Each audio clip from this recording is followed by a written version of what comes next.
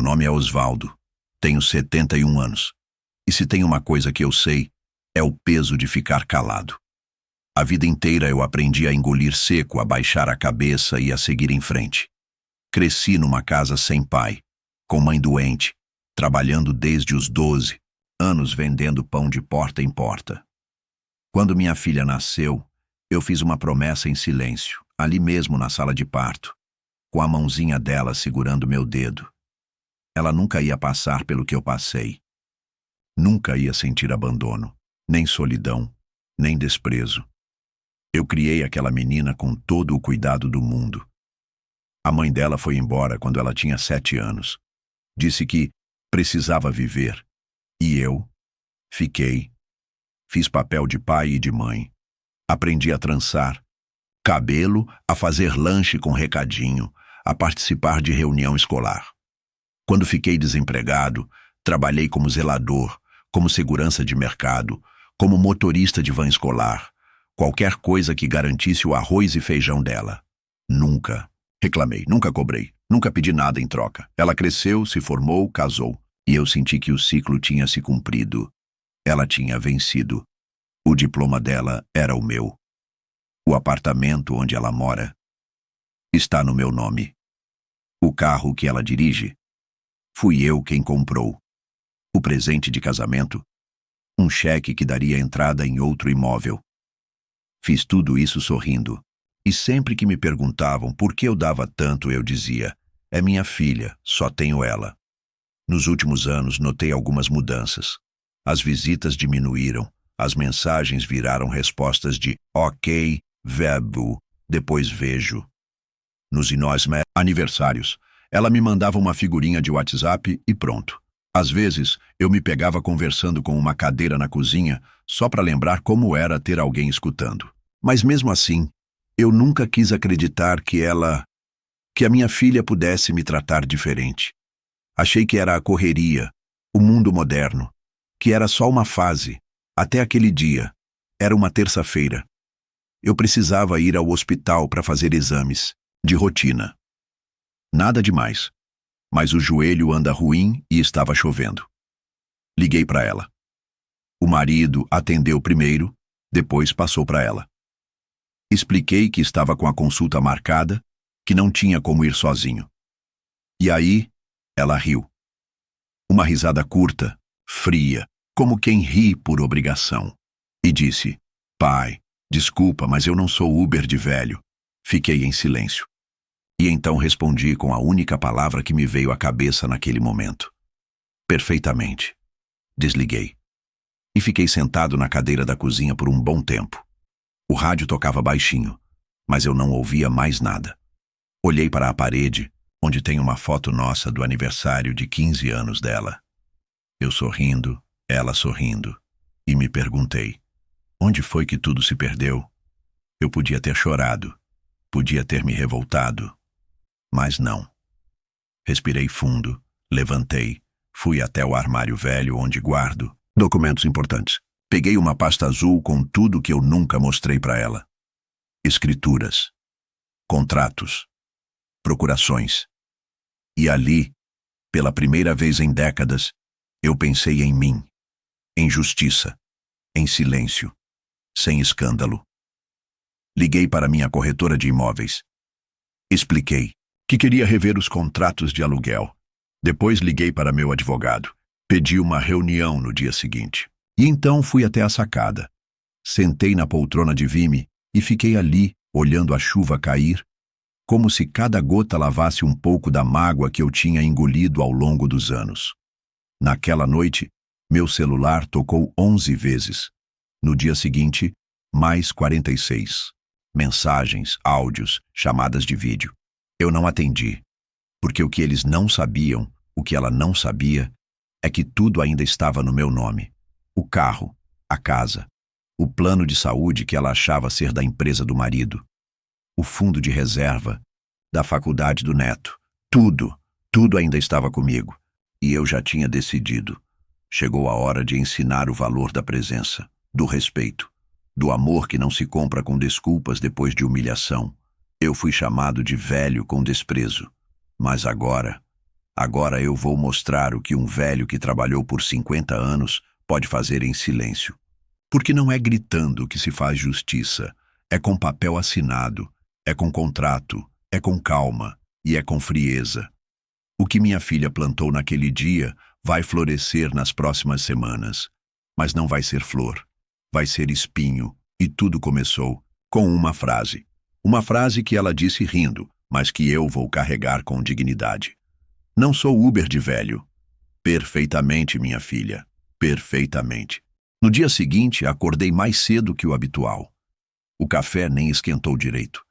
Já eram 6:30 da manhã, quando eu sentei na poltrona da sala com todos os papéis na mesa. Abri a pasta onde guardava documentos que minha filha sequer imaginava que existiam.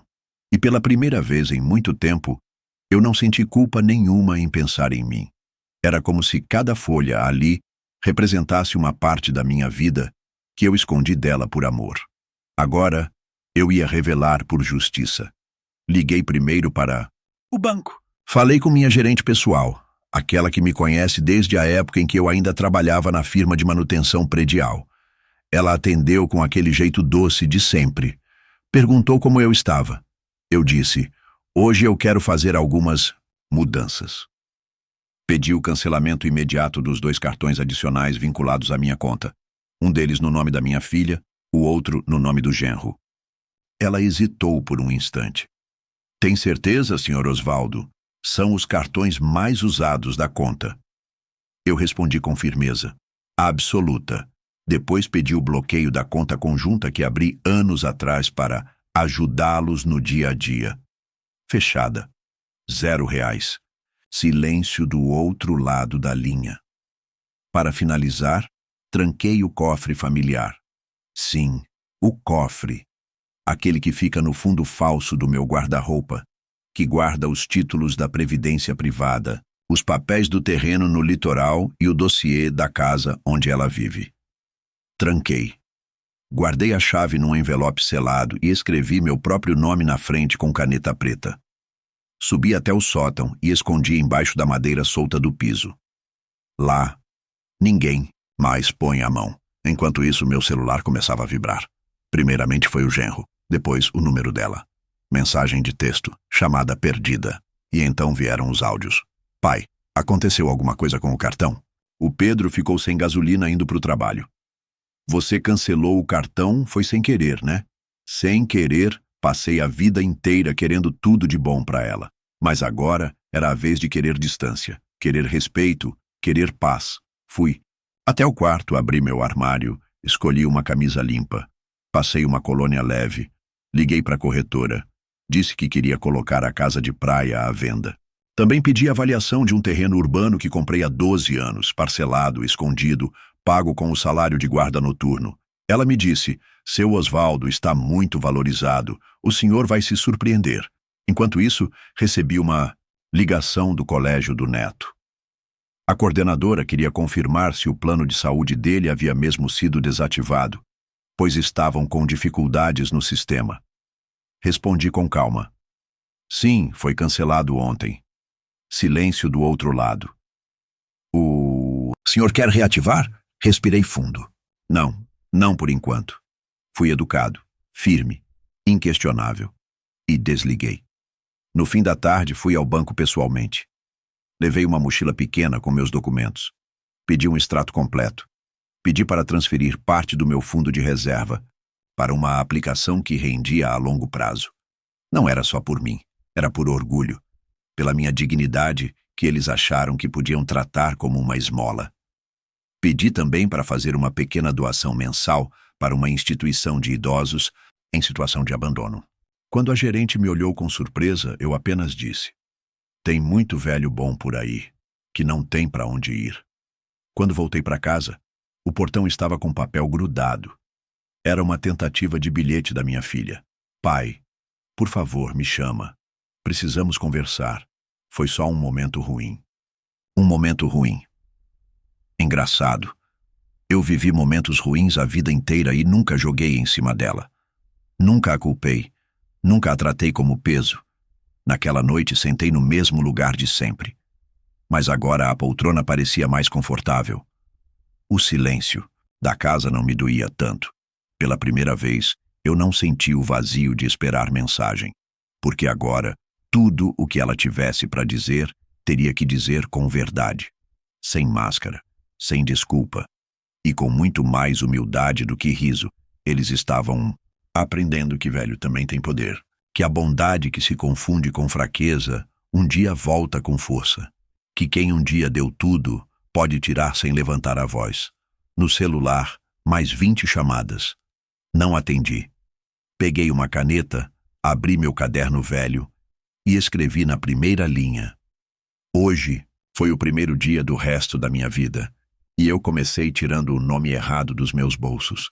Na manhã seguinte, enquanto eles ainda tentavam abastecer o carro com o cartão recusado e entender por que o plano de saúde não funcionava, eu já estava sentado diante de uma xícara de café quente, olhando para um contrato antigo que mantive bem guardado.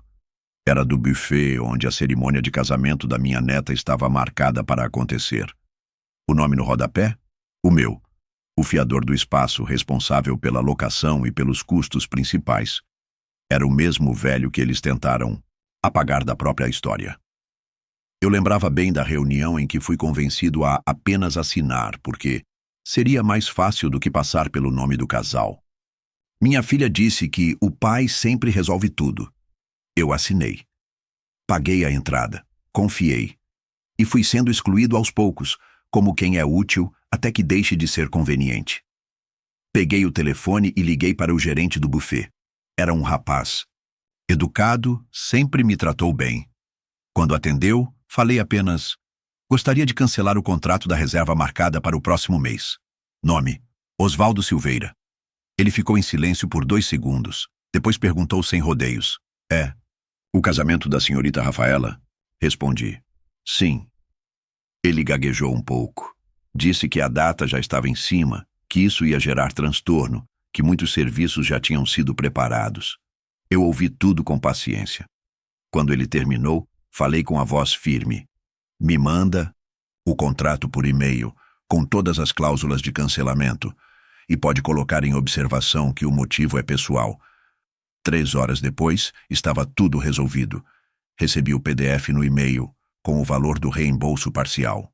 Solicitei depósito imediato na conta.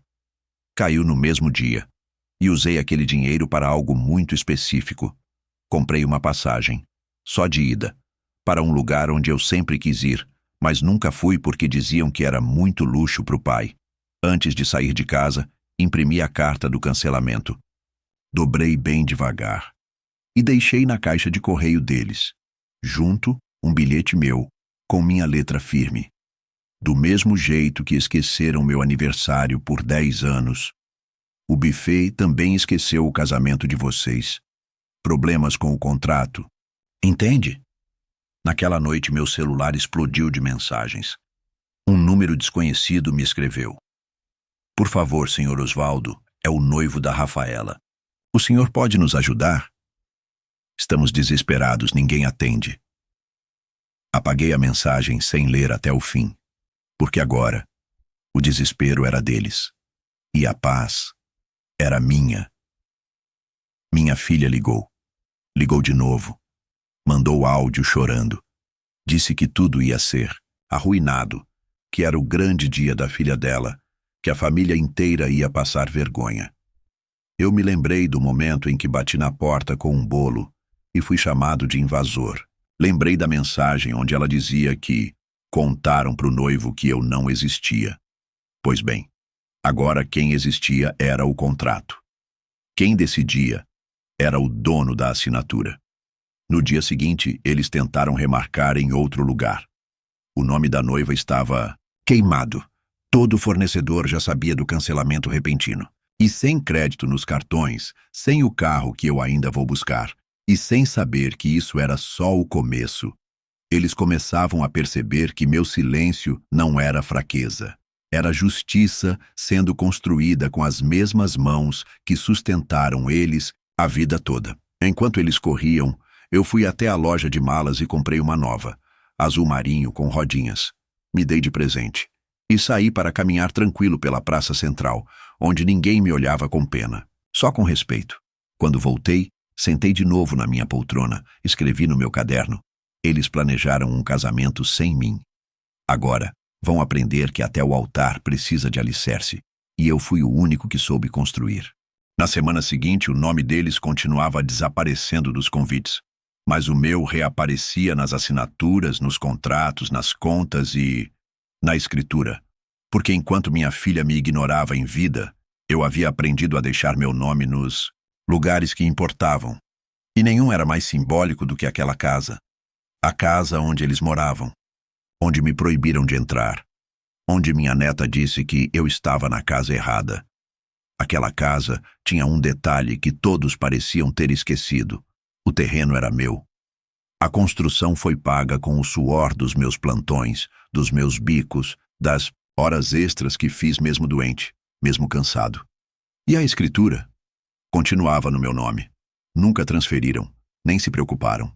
Acharam que título de posse era coisa do passado. Eu sempre soube que aquele dia podia chegar. Por isso, mantive cópias, registros, pagamentos. Guardei tudo, num envelope marrom que dormia embaixo da minha cama. E naquele dia, ele acordou comigo.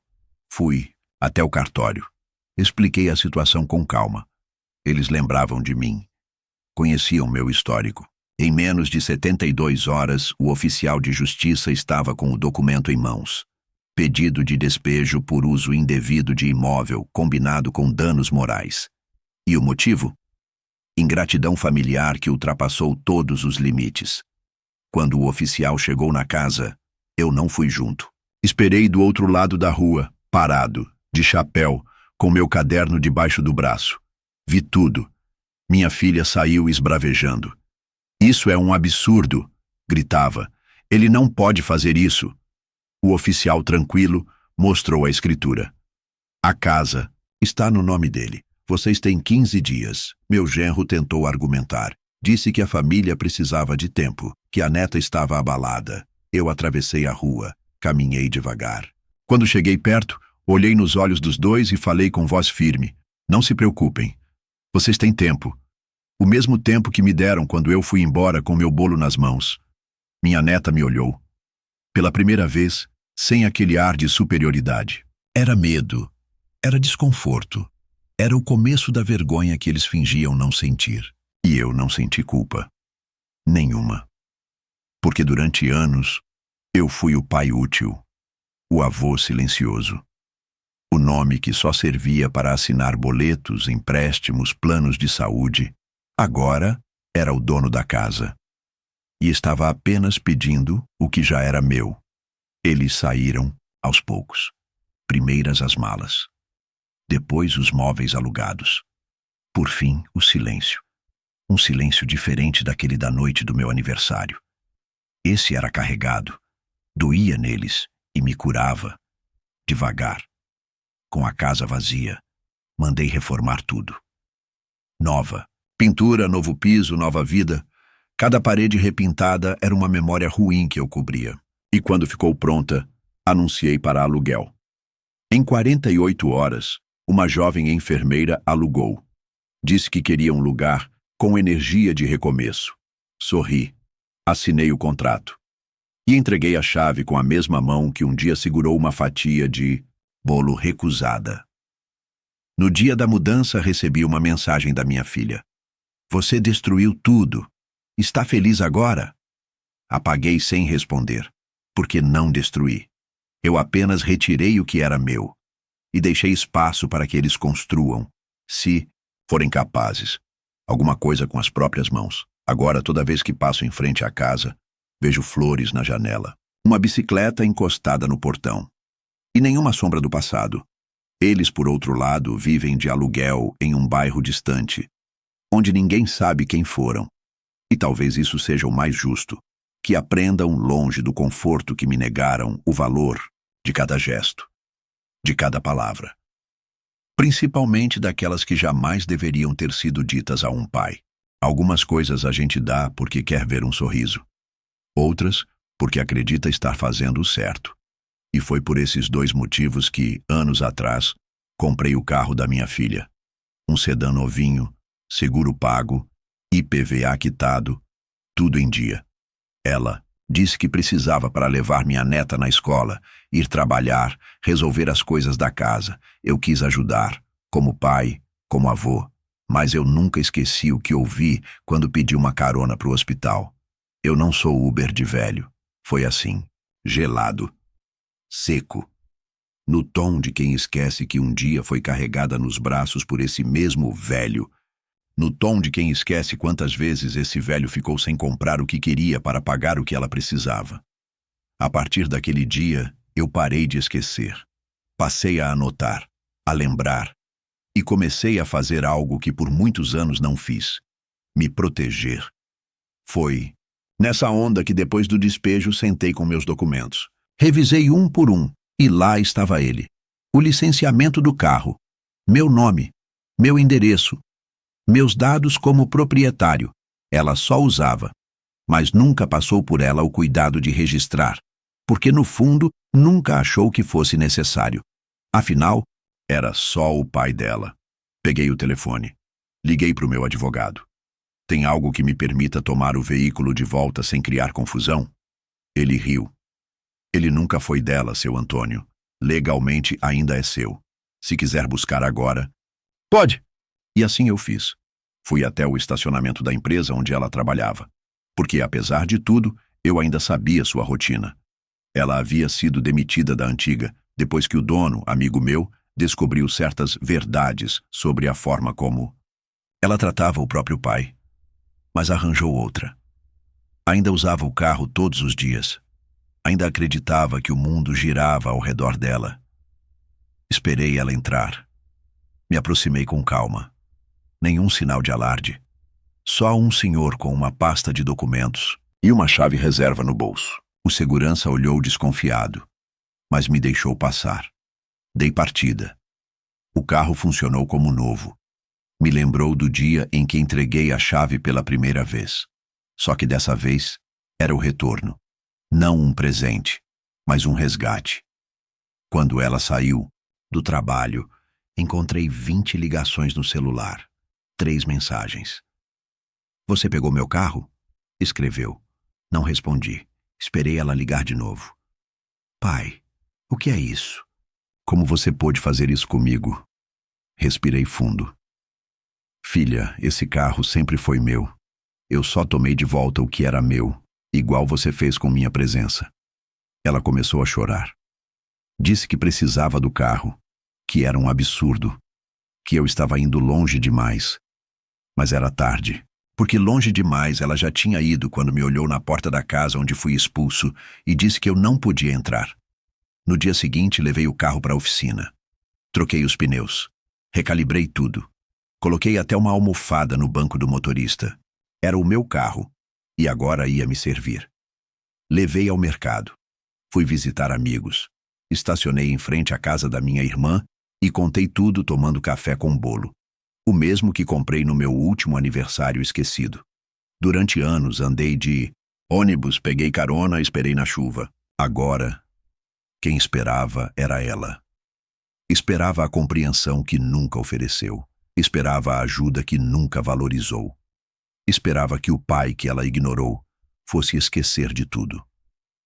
Mas eu não esqueci. Eu aprendi. O carro está comigo até hoje. E sempre que entro nele, sinto que estou dirigindo minha própria dignidade de volta para casa. Durante anos, ouvi minha filha dizer que a educação é o único caminho. Ela dizia isso quando precisava de dinheiro. E eu, mesmo já aposentado, mesmo vivendo com o mínimo, encontrava um jeito. Porque ser pai para mim era isso. Segurar o mundo nas costas, mesmo quando o mundo parece esquecer que você existe. Paguei matrícula, mensalidade, material, transporte. Ajudei com livros, com seminários, até com uma viagem de intercâmbio que ela dizia que mudaria sua visão de mundo. E talvez tenha mudado. O problema é que, quando ela voltou, a única coisa que não enxergava mais era a própria família. O curso era particular, caro. E desde o início, coloquei o valor num fundo específico, uma conta vinculada ao meu nome, com agendamento automático de pagamento. Era a minha forma de garantir que ela não ficasse na mão, que não dependesse de ninguém, mesmo depois de ter me jogado fora.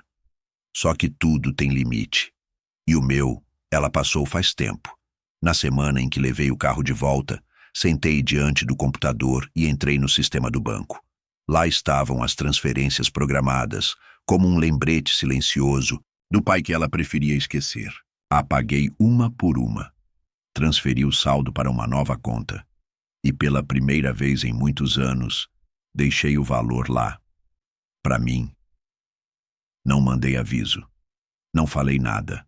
Só cancelei o fluxo. Deixei o relógio contar. Porque às vezes a melhor resposta é o silêncio, e o relógio respondeu. Na última semana do mês ela me mandou uma mensagem estranha. Pai, o banco tá com problema. Parece que o pagamento da faculdade não caiu. Não respondi. Dias depois, uma segunda mensagem. A secretaria me chamou. Disseram que se não for pago até sexta, vai gerar multa.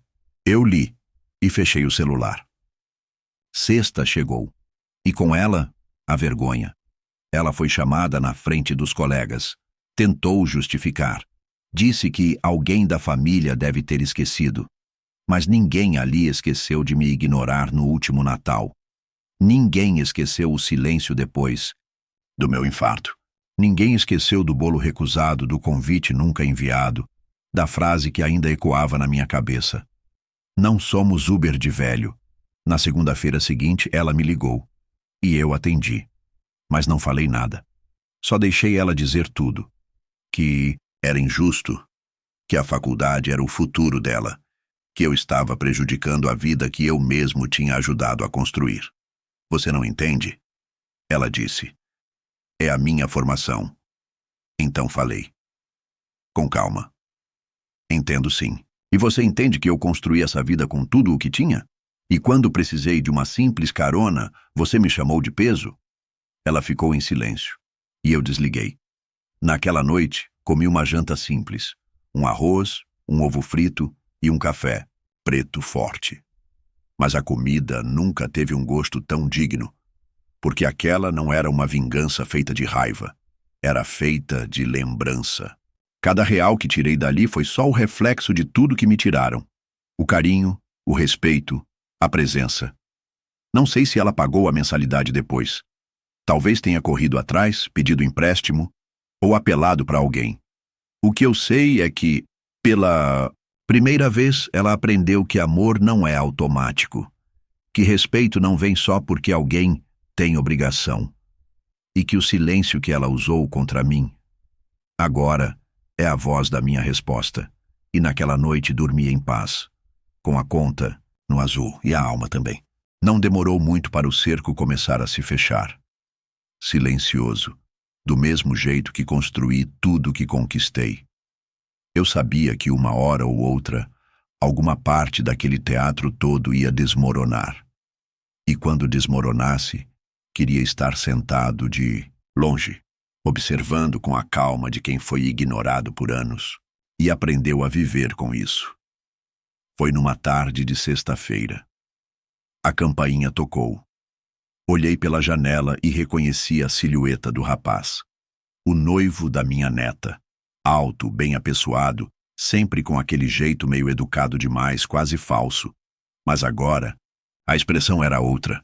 Cansada, desorientada, abri a porta sem dizer nada. Ele tirou o boné, abaixou a cabeça e perguntou se podia entrar. Assenti, mesmo sabendo que o que ele ia dizer já estava escrito no silêncio daquele rosto. Sentou-se à minha frente. Não ofereci café, nem água. Só esperei. Porque quem planta ausência, colhe desconforto. Ele respirou fundo e disse de uma vez só: Seu fulano, eu preciso entender. Por que a cerimônia foi cancelada? O salão, o buffet, até a casa da praia onde íamos passar a lua de mel. Tudo foi fechado ou vendido. Sua filha disse que não sabe de nada. Mas os contratos estavam no seu nome. Balancei a cabeça. Olhei nos olhos dele e falei: Isso é algo que você precisa resolver com quem você escolheu para casar. Ele hesitou. E soltou. Mas ela mentiu. Várias vezes. Sobre tudo. Sobre o senhor. Sobre o dinheiro. Disse que o senhor não fazia parte da família. Que estava doente. Que nem tinha mais controle sobre nada. mas foi o seu nome que apareceu em cada documento. Cada ligação, cada decisão. Ficou em silêncio por alguns segundos. Depois baixou a cabeça e disse: Eu quero cancelar o casamento. Só precisava te olhar nos olhos antes e entender por quê. Respirei fundo e falei: Filho, quando uma árvore dá frutos, você conhece a raiz. Ela te mostrou quem era. Eu só deixei a terra limpar, ele assentiu. Sem lágrimas, sem drama. Apenas a firmeza de quem percebeu que estava prestes a construir uma vida sobre areia. Antes de sair, hesitou na porta. O senhor tem alguma recomendação? Algum conselho? Pensei por um instante e falei: Faça o que achar certo. Só não ignore quem construiu o chão onde você está pisando. Ele saiu. E por um instante, vi em seus ombros o mesmo peso que carreguei durante anos, o mesmo cansaço de quem tenta manter uma família viva quando ela já te enterrou em silêncio há muito tempo. 2 dias depois, o grupo da família ficou em silêncio. O convite online foi retirado. A data do casamento, apagada das redes, e a foto de noivado, sumiu. Sem aviso, ninguém me ligou, ninguém pediu explicações. Mas o silêncio, de novo, falou por mim. A vida dela começava a desabar sem estardalhaço. E cada pedaço que ruía era mais um lembrete de que eu nunca levantei a voz. Só fechei as portas. Nunca quis destruição. Só queria paz. Mas quando usam o seu nome como vergonha, você aprende a usar o silêncio como resposta. E naquele fim de semana, sentei na varanda com meu velho radinho, ouvindo uma música que tocava baixinho. Um samba antigo. Desses que falam de saudade e dignidade. E pensei: talvez seja isso que eles nunca entenderam, que a vingança mais justa é aquela que caminha de cabeça erguida, enquanto o resto tropeça no próprio desprezo. A casa de praia ficava em Itanhaém, um sobrado simples, mas bem cuidado.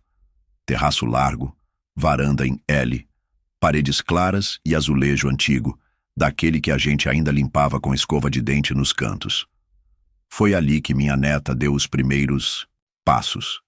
Foi ali que minha filha passou muitas viradas de ano, rindo com os pés cheios de areia e me pedindo dinheiro escondido do marido. Foi ali também que ela prometeu que nunca ia me deixar de lado. Engraçado como o tempo leva promessas, embora e deixa só as paredes. Depois do fiasco do casamento, ela sumiu por uns dias. Silêncio absoluto no grupo da família. Ninguém comentou o cancelamento, ninguém mencionou o noivo, ninguém veio até mim perguntar nada. Era como se eu tivesse ficado invisível, de novo. Mas agora não me doía. Agora era minha escolha. Ela ainda não sabia, mas a casa de praia, aquela onde ela dizia que ia passar a lua de mel perfeita, já estava com a papelada pronta para a venda. Eu tinha conversado com uma corretora de confiança e um comprador sério havia feito proposta à vista. Era uma família humilde de São Bernardo que sonhava em ter um lugar para escapar da cidade grande. Quando me contaram que pretendiam reformar o sobrado com as próprias mãos, igual eu fiz quando comprei em 1986, eu disse: fechado. No dia da assinatura no cartório, levei comigo a escritura original. Me lembrei de quando paguei a última parcela desse terreno com um carnê rabiscado e cheio de suor. Nenhum deles sabe disso. Nunca souberam. Acharam que aquilo sempre esteve lá. Mas não.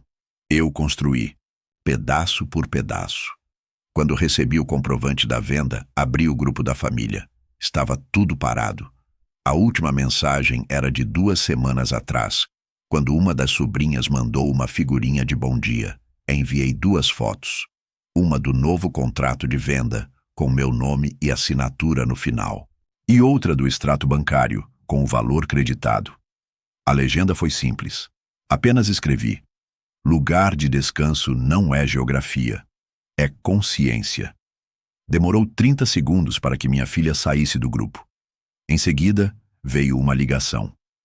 Não atendi, depois outra, e mais outra. Depois vieram os áudios, todos com o mesmo começo. Pai, me escuta. Mas eu não precisava escutar. Ela tinha me mostrado tudo o que eu precisava saber há muito tempo. quando virou o rosto enquanto eu segurava o oxímetro no dedo e pedia uma carona até o hospital, quando me disse que não era Uber de velho, quando olhou para mim como se eu fosse um problema. Agora ela via que eu sempre fui a solução, que fui eu quem segurou cada centímetro da estrutura que ela pisava com arrogância, e que a vida só era fácil porque eu deixava. Mas eu parei de deixar. A nova família se mudou para a casa de praia uma semana depois. Me mandaram uma foto por agradecimento. Os 3 filhos pequenos correndo pela varanda, rindo com os pés sujos, de areia. A mulher pendurava roupa no varal. O pai sorria com um rádio de pilha na mão. Olhei aquilo com uma paz que não sentia havia décadas. A casa tinha ido embora, sim. Mas levou com ela o último eco do que eu ainda tentava preservar daquela filha ingrata. E o melhor, ela só percebeu que estava de fora quando não sobrou mais nenhuma porta aberta. Durante 12 anos paguei aquele plano de saúde. Era familiar. Cobria minha filha, o marido dela e até a minha neta. Eles mal sabiam disso. Ou melhor, sabiam quando precisavam. E só aí lembravam de me ligar. Era sempre assim. Quando o dente dela doía, eu que cobria a consulta. Quando ele quebrava o pé no futebol com os amigos, eu que autorizava a ressonância. Quando a neta precisava de psicólogo, fui eu quem adicionou o serviço extra no pacote. Mas ninguém dizia obrigado. Nunca perguntaram quanto custava. Só esperavam que estivesse lá, que o velho fizesse o papel de sempre. Eu pagava isso tudo porque achava que, de alguma forma, ainda havia chance de recuperar o que sobrou da nossa relação. Bobeira minha. Levei tempo demais para entender que tem pessoas que só te respeitam até a próxima necessidade.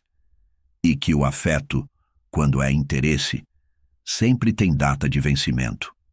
A gota d'água foi ver minha neta, que eu ajudei a nascer, olhar nos meus olhos e dizer que eu estava na casa errada. E logo depois, saber que minha filha havia apagado minha existência da vida dela para que o noivo não tivesse uma má impressão. Então, abri o aplicativo do plano. Era um botão só. Encerrar beneficiários. Pedi uma ligação com a central, só por garantia. A atendente foi educada. Confirmou os dados. Perguntou o motivo do cancelamento. Eu disse: decidi cuidar só de quem cuida de mim. O silêncio do outro lado durou 3 segundos. Depois veio um "entendo, senhor", que soou mais honesto que qualquer coisa que ouvi da minha filha nos últimos 5 anos. No dia seguinte, minha filha descobriu. Ela tentou comprar um remédio para enxaqueca da neta na farmácia, como sempre fazia. A moça do caixa avisou que o plano havia sido suspenso. Ligou para a central. Confirmou. Ligou para mim desesperada. Eu não atendi. Ela mandou áudio. Texto. Disse que a neta não tinha culpa. Que isso era uma maldade. Que eu estava indo longe demais. Fui até o espelho e me olhei de frente. Pela primeira vez em muito tempo não senti culpa. Não era maldade, era justiça. Era o fim de uma corda que eu puxava sozinho. Ela disse que ia resolver por cima, que ia colocar o plano no nome dela. Descobriu o valor mensal, mandou só um "nossa" em seguida. Depois silêncio. Engraçado como o bolso dói mais rápido que o coração. Na semana seguinte fui fazer um check-up completo com o dinheiro que sobrou. Entrei na clínica como paciente VIP. Fui bem atendido, recebi os exames em tempo recorde, tomei café com bolacha e ainda ganhei uma consulta com nutricionista. Na volta comprei um tênis novo e uma camisa confortável, daquelas que nunca comprei, porque era caro demais para mim. Depois passei na feira. Comprei peixe fresco, banana da terra, figo. Cheguei em casa e me sentei na varanda. Era um dia ensolarado. A cadeira de balanço fazia um rangido bom, quase como uma música de fundo. Pela primeira vez em anos, usei o dinheiro que ganhei para viver e não para manter quem só me usava. Meu celular vibrou de novo. Era ela. Outro áudio. Deixei tocar, depois outro e mais outro. A mesma filha que dizia que eu só servia para dar trabalho. Agora dizia que precisava conversar, que era importante. Mas importante para quem? Ela teve anos para entender quem eu era. décadas para valorizar o que eu fazia. Agora, era tarde. A cada ligação não atendida, eu me sentia mais inteiro. A cada mês, sem boleto extra por causa deles, minha saúde parecia melhorar. Não só a física, a do peito também. E assim eu descobri que cuidar de mim não era egoísmo, era finalmente respeito. Não é que ela tenha mudado, é que agora ela precisa.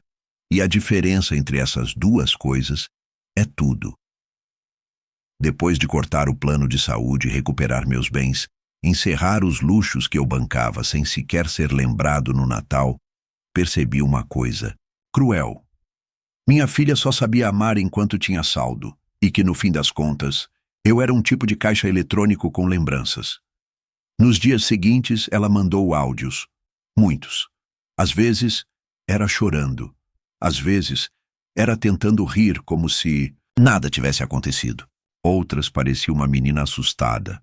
Aquela que um dia foi minha filha de verdade antes de crescer e me deixar na porta de um hospital com um "não sou Uber" de velho. Pai, a gente precisa conversar. Pai, eu errei. Pai, me perdoa. Mas a palavra pai agora soava como uma chave falsa tentando abrir uma porta que já não existe. Eu escutava o começo, 1 segundo, talvez 2, e pausava. A maioria apaguei. Não por raiva, mas porque já não fazia sentido ouvir. Ela dizia que estava arrependida, que tudo saiu do controle, que o noivo terminou com ela e que a neta estava estranha desde aquele dia da festa. Falava que a casa nova era pequena demais, que o aluguel era caro, que o salário não dava, que as contas acumulavam. Dizia que sentia minha falta, mas não sentia. Sentia falta do que eu bancava. Aquele homem que ela ignorou por 10 anos, que ela apagou da história da família para manter aparências, agora fazia falta, porque ela precisava dele de novo. Tarde demais. Eu passei uma vida tentando ser visto. Agora, eu era lembrado. Não com carinho, mas com consequência. E talvez fosse esse o verdadeiro preço da ausência, não ser odiado, ser necessário. Em uma das mensagens, ela disse que se lembrava do tempo em que a gente via filme junto. Que eu fazia pipoca com leite condensado porque ela dizia que ficava melhor assim. Que eu a esperava na saída da escola mesmo quando chovia. Talvez fosse verdade. Talvez ela ainda se lembrasse de tudo isso. Mas ela também se lembrava quando disse que eu só atrapalhava. Quando riu com o marido ao me ver sair de casa com uma sacola na mão. Quando colocou minha neta para me dizer que eu estava na casa errada. Há coisas que o tempo não apaga, só revela. Hoje, eu acordo cedo. Caminho um pouco, faço café, do meu jeito. Uso minha própria caneca. Aquela que antes ficava escondida no armário porque não combinava com a decoração. A mesma que agora decora minha mesa todos os dias. Recebo visitas de verdade. Um vizinho, um amigo antigo. Gente que lembra meu nome sem precisar de ajuda da agenda. Gente que não precisa de dinheiro para lembrar que eu existo. Minha neta? Nunca mais falou comigo. Talvez ache que fui cruel. Talvez ache que sou o vilão da história que a mãe contou. Ou talvez só tenha vergonha. Porque no fundo, ela sabe o que fez. E minha filha? Bom, ela ainda manda mensagem. No Dia dos Pais, recebi um buquê de flores. Era bonito.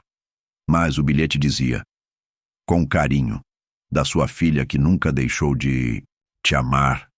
E eu só pensei: mentira não vem embalada, vem florindo culpa. Fui até a varanda, sentei na cadeira de balanço. A mesma que me viu voltar depois da queda. Olhei para o céu e deixei o celular no silencioso, porque hoje meu maior presente é o silêncio dela. E quando a saudade quiser me testar, vou lembrar. Não fui eu quem fechei a porta. Só parei de segurar para não bater.